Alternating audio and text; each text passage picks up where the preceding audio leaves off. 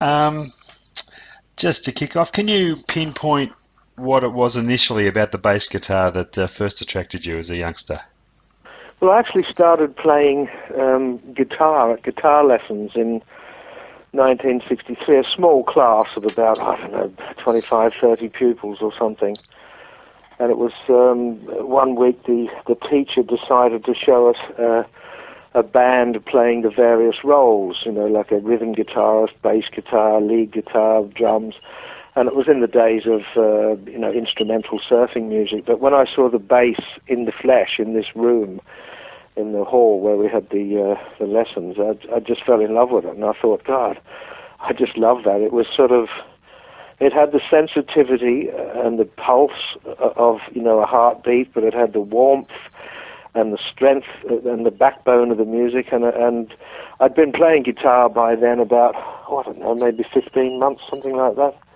But I just fell in love with it, and I just went home and told my mum, and she was very supportive. She said, if that's what you want to do, that's what you want to do. So I was allowed to stop my guitar lessons, and my mum and dad got me a little amp and my first bass guitar, and I just listened to my sister's records and learnt bass lines and played along with various songs, the simpler ones to start with, and I haven't looked back. If we'd gone poking through your record collection back in those days, what would we have found? Oh, in those days, oh God, 62, 63, 64, around there.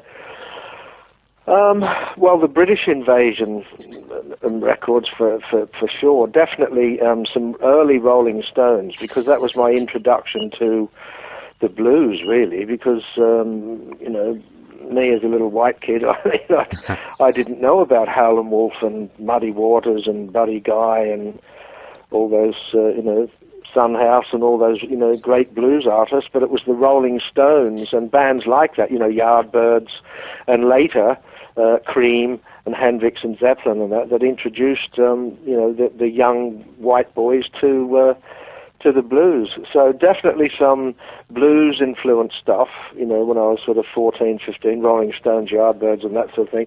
But, a pretty broad spectrum of stuff as well, like the early rock and roll stuff, Elvis, Buddy Holly, Gene Vincent, that sort of stuff. And being a kid, sort of from the age of 5, 6, 7, when rock and roll first broke, my older sister, she was 6 years older than me, so she was bringing home a lot of stuff that was a big influence on me.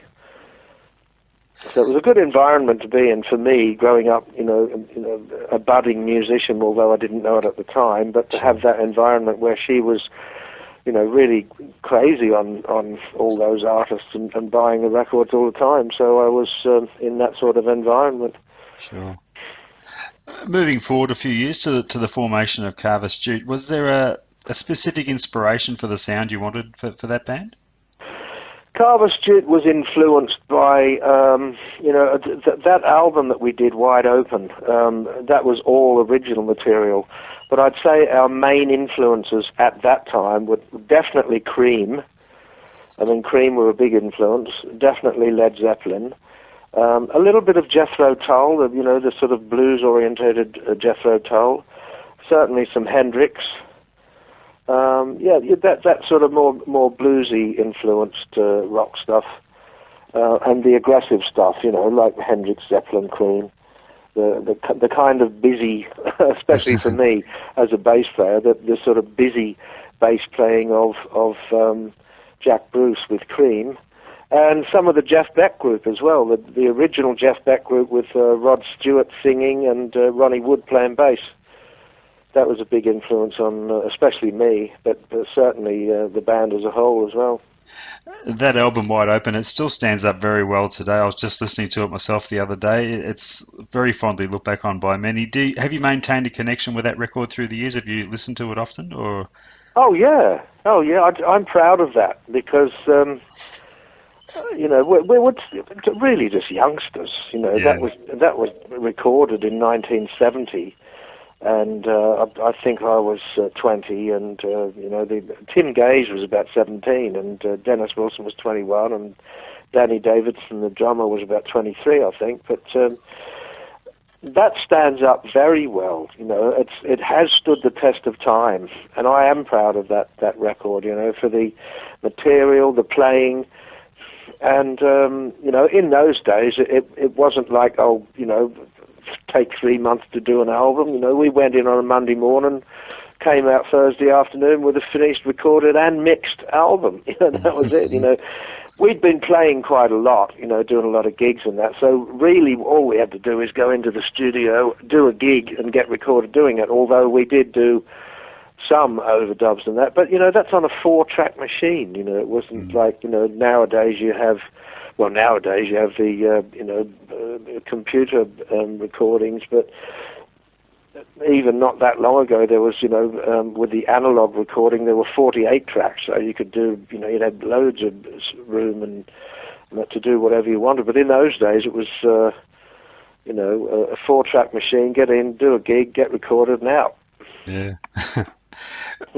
When you decided to make the move to England, did you have initial hopes of what you were going to achieve over there? Did you go over with a game plan at all? You haven't read my book, have you? No, I must confess. Oh, okay. Well, my book, it's called For Fact's Sake. It's my whole life story and what happened, how it happened, who was involved. It's available at my website, which is just bobdaisley.com, but it's got everything in there. But it was sort of fate, picked me up out of where I was and dropped me in London, and it wasn't something that I actually planned. It was, long story short, it was, I'd been in Carver Stewart. I left Carver Stewart, and they went, Dennis and Danny went over to England to try their luck, and I wasn't in the band, but they were only there about a month, and they phoned me and said, would you rejoin the band? It doesn't sound the same. We can't find anyone that, plays like you. So I thought, well, what have I got to lose? Sold my car, my Marshall stack, got my passport and my ticket, and was ready to go. And then the night before I was supposed to go, they phoned from London and said, oh, it doesn't matter, you needn't come, we found someone. But, that's like I say, without the real detail of it, that's the long story short. But I went anyway. Everybody encouraged me. They said, fuck them, you go anyway, and just, show them what you can do, and I did. Yeah. So I just, got on a plane by myself. It was kind of scary, but, I got there. I had a couple of connections there that were very helpful, and, just went from strength to strength. Started off, the basic thing of cleaning people's houses and flats, and then worked in a restaurant, and then I got my first break, and that was with a blues band called Chicken Shack. But, from that, I just went from, one name band to the other. Yeah, 2 of your early bands over there were Stan Webb's Chicken Shack, and also found yourself in Mungo Jerry with Ray Dorset. How did they compare as band leaders for you? Oh, well, different kettles of fish, same management. That's how I ended up in Mungo Jerry. Mungo Jerry had, not long before that, had a huge #1 single. It was #1 in 20 countries around the world. That was in the summertime. Mm. But that was a bit milder, sort of jug band blues music, And then by the time I joined Mungo Jerry in 1973, Ray Dorset was leaning more towards a sort of rockier sort of edge of the music, still blues influenced, but a rockier sort of thing. But it got a little bit commercial for me. We had hit singles, and we were doing Top of the Pops and TV shows and lots of touring, and it was a great experience, but musically it wasn't really my cup of tea. Chicken Shack was. I loved Chicken Shack. It was out and out blues stuff with a rock edge again, but had a lot of fun. And after I left Mungo Jerry and went back to Stan Webb and played with Chicken Shack again for a little while, it was very enjoyable. Mungo Jerry was enjoyable in its own way, for the experience, but like I say, musically it wasn't exactly my cup of tea, and I was looking more towards something heavier and harder. Tell us about Widowmaker. Did you have really high hopes for that band when it formed? I did. Yeah, I did. That was in from the ground floor for me, which felt good. You know, it was like I formed the band with Ariel Bender. Well, that was his stage name. His real name was Luther Grosvenor. He'd been in Spooky Tooth, Steeler's Wheel with Jerry Rafferty, Mott the Hoople. That was when he got the name Ariel Bender. There's a whole story in my book about that, you know, how he got that name and his time in Mott the Hoople and that. But Luther was quite a named guitarist by then, after coming out of Mott the Hoople with, you know, hit albums with them and that. So it was Paul Nichols was on drums. He'd come from an English band called Lindisfarne. They'd had some hits as well. So the three of us formed that band. Then we got Steve Ellis, who had been in a band called The Love Affair, who'd also had a big hit with a song called Everlasting Love. It was a good band, and you know, good writers, good players, and but they were, you know, they were a bit wild sometimes, and there was some silliness, and I wanted to be more serious about getting on with making it a serious career sort of thing, you know. Yeah.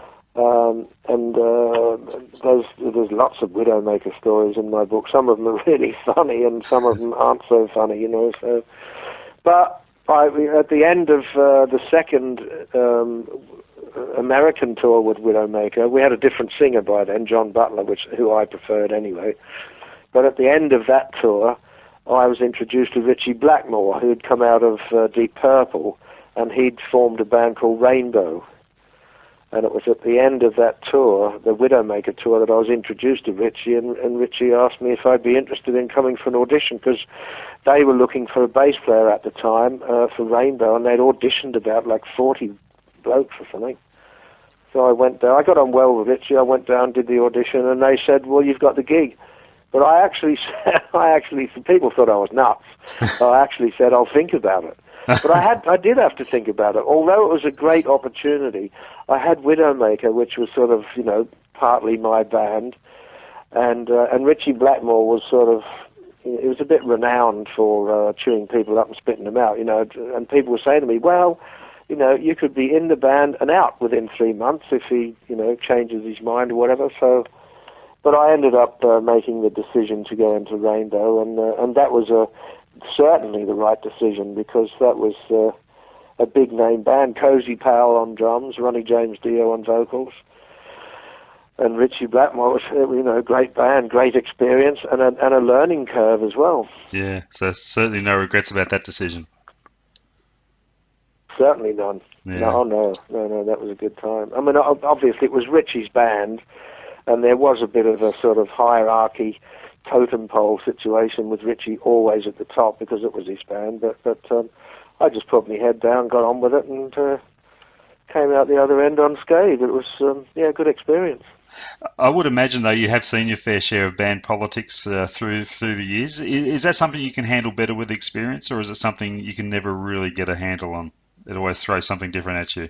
Oh, well, through experience, you get to learn how to handle people and how to handle situations, or at least you should anyway, you know, from experience. You know, you see, the bigger a band gets, you know, the people, it brings out their egos and their selfishness and their, you know, all that sort of thing, and the people get into power trips and all that, you know. So there is certainly an element of that within, you know, especially when, like I say, when you go up the ladder and you get into, you know, the bigger bands. But fortunately, most of my experiences have been good ones, except, you know, later when I got involved with the Osbournes and got screwed. I was going to touch on that briefly. Do you remember your first meeting with Ozzy? Oh, yeah. Yeah. I'd come out of Rainbow, and Ozzy had just been fired from Black Sabbath, and it was in a London club. And I was sort of looking around, putting myself about just to sort of see what was around, and I went to a gig. So Widowmaker had been on Jet Records, and there was a Jet Records band called Girl playing in London, and I thought, well, if I go to that, I'll at least know people. And it was one of the Jet Records staff, one of the employees, that introduced me to Ozzy, and he actually said to me, "Do you know Ozzy?" And I said, "Well, I know who he is, and I've seen him, I don't really know him." And he introduced me, and that was when Ozzy said, "You come up the house and we'll have a play." And So I went up. It worked out very well. He'd already met a guitarist in Los Angeles called Randy Rhoads, who was a phenomenal guitarist, brilliant young kid. He was only about 22 at the time. But Ozzy had come back to England and was going to form a band there without Randy. And the people he had, when I went up to his house, I just said, these guys are okay, but they're not what I would call world class. So Ozzy got rid of him on the spot. And that's when he told me, he said, I'd met this guitarist in LA. He's really, really good. And that was when he told me about Randy Rhoads. But Randy Rhoads was unknown then. He was young and unknown. So David Arden, who was managing the band and managing Ozzy, he was reluctant to fly Randy over. He said, he's young and he's unknown, nobody, but we ended up talking him into it, and eventually he flew Randy over. So Randy, Ozzy, and I started the band and started working on material and began auditioning drummers. And it went from there, we went on for a few months, writing stuff and auditioning drummers until eventually we found Lee Kerslake, who'd come from a band called Uriah Heep. Uriah Heep was quite a big band, and Lee was perfect for the band. So we went into the studio and did the first album, Blizzard of Oz. The band was supposed to be called Blizzard of Oz as well. The Blizzard of Oz was, a band name, but things changed down the track, and they ended up just billing it as an Ozzy Osbourne record, and we did a second album, Diary of a Madman, that became both of the albums became very successful, and still I regarded as iconic today. Yeah. And still sell, very well. But that was the original band, with the original lineup, with Ozzy, Randy Rhoads, me, and Lee Kerslake, did those first two albums. And sadly, Randy was killed in a plane crash in 1982. So that was the end of that. I guess there's no better way to describe it. You got treated appallingly by the Osbourne camp, and it's been well documented over the years. And you have every right to be as bitter as you could possibly be about it. But that doesn't seem to be the case. It didn't even stop you from working with him again.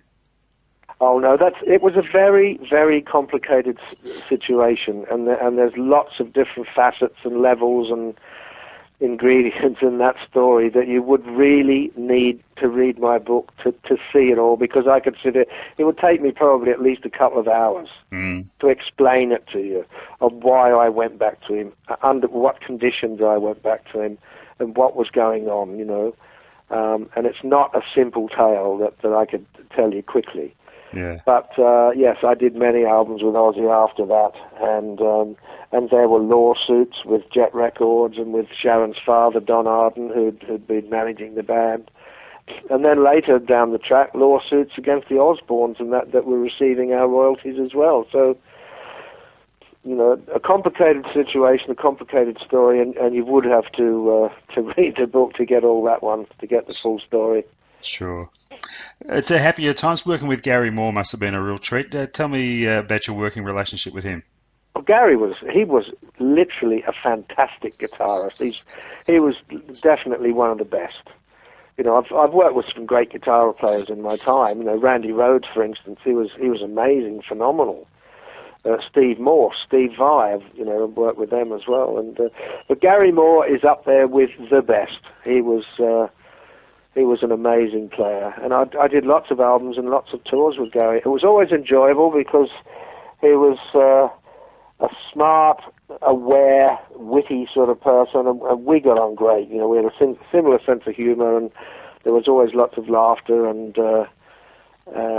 such a brilliant musician, brilliant guitarist and player, and writer as well. Let's move on to the book. For fact's sake, tell us about the writing process. I believe you kept extensive diaries through the years, and they were extremely beneficial in the writing process for you. Oh, definitely. Yeah, I started.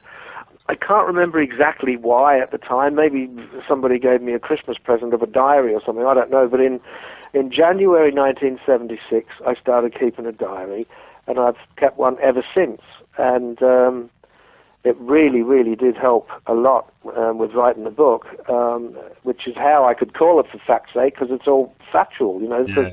if I mention a date or a time or people or what was going on, I just looked it up in the diary, and it was all there, dates and places and people. And but I had I had taken lots and lots of photos, which helped a lot too to tell the story, because in the book there's no like photo section. There's like where you have to go searching for photos of what you're reading about. The photos are integral within the text, so they're peppered throughout the book. There's over 480 photos throughout the text. So if you're reading about Gary Moore or Randy Rhoads or Ritchie Blackmore or whatever band it is or whatever situation it is, the photos are on the page within the text, which helps to tell the story a lot. Sure. Plus, I've always had a good memory, and I still have a good memory. So it's quite often I'd look through the diary, and it would jog my memory, and I'd think, I remember exactly what happened and who was there then, and just write about it. So the diary, the photos, the memory, it all helped a lot in putting the book together. And I wrote it myself. Like some people have a co-writer or a ghost writer or whatever. I wrote it all myself. So. It's from the heart, and it's from my diaries. So, accurate stuff. Was there any point through the years with the diaries that the light switched on? You thought, maybe one day we can make a book out of this? Not really, no. It wasn't any specific reason that I started a diary. Although in about 1986, I had a lawsuit and I went to court against Don Arden and Jet Records for unpaid royalties on the Ozzy Osbourne stuff. And the diary helped a lot in court, and that sort of, I suppose it was a form of encouragement to always maintain the diary just in case, for the future. So, it did come in handy. But it wasn't like a specific, I'll keep the diary so I'll write a book one day. But, I had been often asked about writing a book from the 80s at some stage, when I'd do interviews or sometimes just talking to people, friends and family and that, and I'd relay like road stories or studio stories, funny stories, tragic stories, all sorts, and they'd say, "Oh God, you've got to put this in a book." Mm-hmm. And I used to say, "Well, eventually I'll get round to writing it," but it took some time. But I think if I'd written it back then, or if I'd written it earlier than when I did start it, it might have been a bit premature, because, at the time that I wrote it, I started writing it in 2009, and I finished it in, 2012 or whatever it was. And 2013 it came out. It was released, and I think that was about the right time for it. It wasn't late, and it was a long time coming, but I think the time when it did come out was right. It was, as I said, it may have been a bit premature if I'd done it any earlier. Yeah, considering the use of the diaries and everything, it's a perfect title for the book. I couldn't think of a more appropriate title than "For Fact's Sake." I know, because, well, obviously the street connotations of "for fact's sake," for fuck's sake, is very common the world over. There are certain sayings that they're usually, or you hear that more in America, or this one more in Australia, or that one more in England. But everybody, everywhere, in every English-speaking country says, "Oh, for fuck's sake!" Yeah.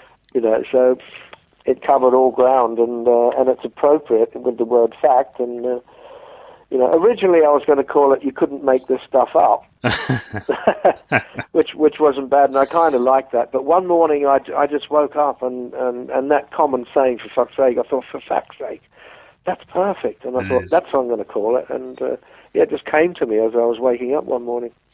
Was there I guess you could say, was there a therapeutic element to writing a book? Did it help you bring closure to certain issues? Oh, for sure, definitely, yeah. There were days when, I'd look things up in my diary and it would jog my memory, and I'd remember exactly what happened and how it happened and who was involved and all that. And I'd be sitting there typing away, laughing out loud, because some of the stories are really funny, But other days I'd be typing away and the tears would be streaming down my face, because it was either tragic or sad, or there's lots of people that have gone now that I work with, and some of them very closely with. So after reading the book, what's the impression you would like most the people to have of you after they've read it? Um, that I came out the other end of all the, there's plenty of, I suppose, injustice and stuff that's unfair and all that, but I haven't come out the other end as being bitter or angry or whatever. Life is what it is, and we all have experiences, and I didn't want to put it across as being bitter or full of hate or full of resentment or angry or whatever. I've presented it in a way of, here's the facts, you read them. It's like I've done it in a sort of unbiased way. I haven't done any name calling or any of that. It's like, here's what happened, you read it, you make up your own mind. And I think, that so far with the reviews, whether they've been fans with just feedback coming back into the site, or website, or the actual reviews in the press, they've all been really, really good, and people love it. So I'm pleased about that. So, obviously I've done something right. Through the years, you've played in many bands that have had a strong band leader presence, Ritchie, Blackmore, Gary Moore, and so on, Aussie. Is that your preferred way of going, to be that support network? Well, a lot of the bands were, even though there was a main focal point on whether it was a person or whatever, a lot of the bands were sort of democratic and still enjoyable. As a band member, I didn't feel like I was working for someone or under someone or whatever. It was like, we're in this together. Like a classic example is when we started the Blizzard of Oz with Ozzy. It was like, he was the biggest name because he was the singer of Black Sabbath. Yeah. But how we were doing it is, this is a band and we're in this together, and the camaraderie was very obvious. And the move back home to Australia, what prompted that at the time? More my wife, she's Australian. She wanted to come back here, and it wasn't really my idea. Both my daughters are English because they're obviously born in England, and they weren't too keen on the idea, and I wasn't overjoyed, to be honest. But we did it anyway. But I suppose there's always an element of home here because I was born here, but I felt just as at home, or if not more at home, in England, and there are regrets. There's not a lot going on here, and there never has been, compared with, say, America or England and that sort of thing.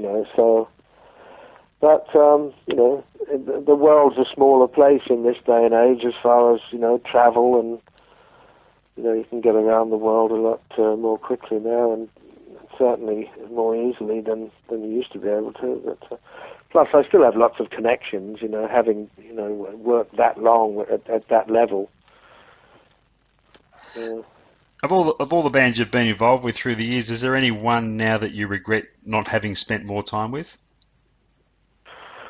Well, I suppose the Blizzard of Oz, with that original lineup, it would have been nice to do more albums. We did those 2 albums, and then it folded, and then Randy was killed, and it would have been, and I get lots of comments and messages and questions and that in my website and on the professional Facebook thing that I have, and people saying, they talk about if only you could have done more albums with that lineup, and yes, that would have been great. And so I suppose that lineup with Ozzy, Randy Rhoads, me and Lee Kersley, it would have been nice if we could have done at least 1 more, maybe 2 more albums before anything happened. But as my dad used to say, if is a little word that's got a big meaning. And, it's like, if only sort of thing, But he had this funny saying he used to say, if somebody said, oh, if only this had happened, or if this had happened, if that would have changed, or if that, he'd say, yeah. And if my auntie had balls, she'd be my uncle. And Bob, if you had a wish list of people that you'd like to work with that you've never had the chance to, who'd be top of the list? Jeff Beck. Ah, Oh, without a doubt, yeah, yeah, yeah. Yeah, I love his playing. A brilliant player. But, you know, I tend to sort of prefer his earlier playing when he was... It was sort of an out-and-out rock blues band. But the yeah, lineup with Rod Stewart and Ronnie Wood playing bass and that... There's two classic albums that he did. One called Truth yeah. and the other one called Beckola. And they are my two favourite Jeff Beck albums, you know. That's, if you were still playing like that or playing that sort of stuff, I'd love it. He's more into sort of...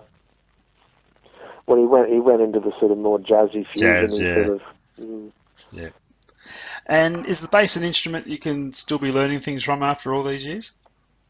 I don't think you ever stop learning. You know, if you delve into music, you know, whether it's just finding stuff out within yourself or on the instrument, or you know, there's always something to learn or something new to experience. Yeah, I don't think you reach a level and say, oh well, I know it all now, or that's enough. You know, I'm not going to practice anymore. I'm not going to, you know, seek. You know, I think anything musical you can always keep learning. And I know there's not as you say, not a lot happening here musically these days, but is there any upcoming plans at all? Anything you can tell us about?